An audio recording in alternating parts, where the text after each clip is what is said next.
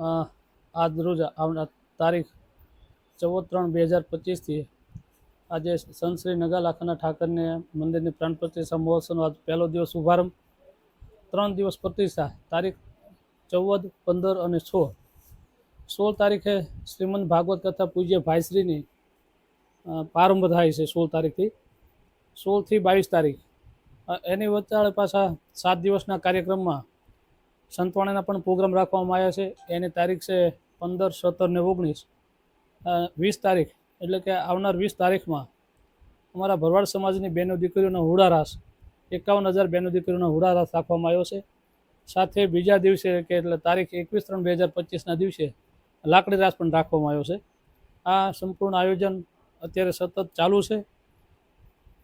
સાથે સંતવાણીના પ્રોગ્રામ, વિવિધ પ્રોગ્રામો બધા છે.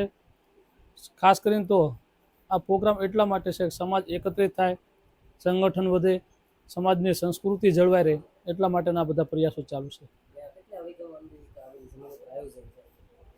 આ બધું થઈને આયોજન પાર્કિંગ સાથે ગણવા જોઈએ એટલે 700 થી 800 વીઘામાં બધો સમિયાણા સાથેનો કાર્યક્રમ છે.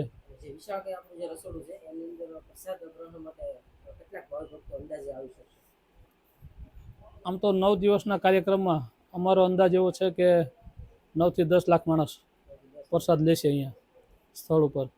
તારીખ 17/3/2025ના દિવસે ગોપાલ ભગતની તિલક વિધિ, ગાદી તિલક વિધિ એ અમારે મોટી બોરુ મોહન શ્રી કાનજી બાપુના વરદ હસ્તે થવાની છે.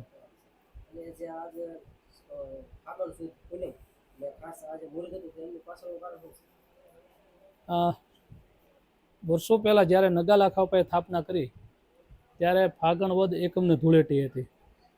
એ જ તિથિનો ફરીવાર આ 450 વર્ષ પછી 1735માં જે તિથિ ભગવાન મંદિરની સ્થાપના થઈ એ તિથિ ત્યારે ફરીવાર અમને આ પ્રાપ્ત થઈ છે. આ ફરીને સંયોગ થયો છે. આપણે જેમ 144નો મહાકુંભનો સંયોગ હતો એ રીતે આ અમારો મોટો એક સંયોગ જ છે કે એ તિથિ પાછી અત્યારે અમને આમાં ભગવાનના કાર્યમાં મળે છે. એટલે ખાસ એ કર્યું છે. આમાં ભરવાડ સમાજનો બહુ મોટો સિંહ ફાળો, સાથે અમારા ગામના ક્ષત્રિય સમાજ એમને જે આ જગ્યાએ છે એમને વાવેતર પણ નથી કર્યું અને આ મંદિરના કામ માટે આપી છે. એટલે મોટો સિંહ ફાળો પણ એમનો પણ છે સાથે.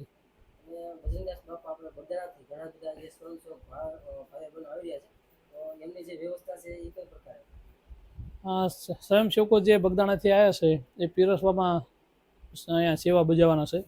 બધાને રહેવા માટેની પણ સુવિધા કરવામાં આવી છે. કોઈ પણ અગવડતા ન પડે એની તકેદારી રાખી છે. સ્વયંસેવકો પણ પોતાના જાતે જ સારી સેવા બજાવી રહ્યા છે. ખાસ કરીને આપણે આકર્ષણનું કેન્દ્ર અને દર્શન કરીએ કે એક આપણે અગરબત્તી આવી છે 111 ફૂટની, તો એમની પાસે અને કઈ પ્રકારે લાવવામાં આવે.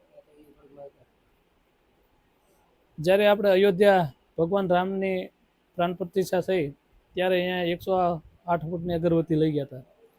એ જ રીતે અહીંયા અમને પણ એવો વિચાર આવ્યો કે ભાઈ આવડું મોટું કાર્ય થઈ રહ્યું છે તો આપણે પણ અહીંયા એક યજ્ઞરૂપી અગરબત્તી છે અહીંયા પ્રગટાવી.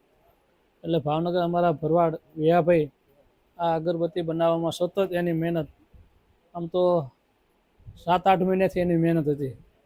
આ ચોમાસું ગયા પછી પહેલાંની એની મહેનત હતી અને એ મહેનત અત્યારે સાકાર થઈ અને અગરબત્તી અમે ટ્રક દ્વારા અહીં લાવવામાં આવી છે. અંદાજિત 45 દિવસની 45 દિવસની ગણતરી છે. 45 દિવસ સુધી પ્રજ્વલિત રહેશે.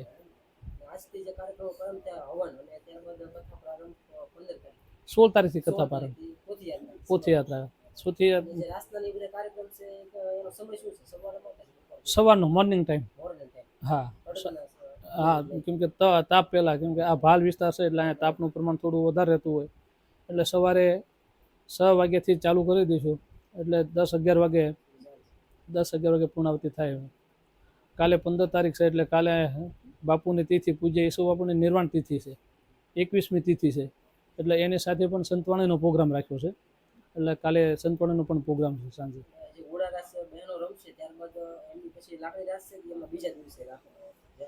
બીજા દિવસે બહેનો રમે એના બીજા દિવસે 20 તારીખે બહેનો ઘોડા રાસે અને 21 તારીખે લાકડી રાસે. જય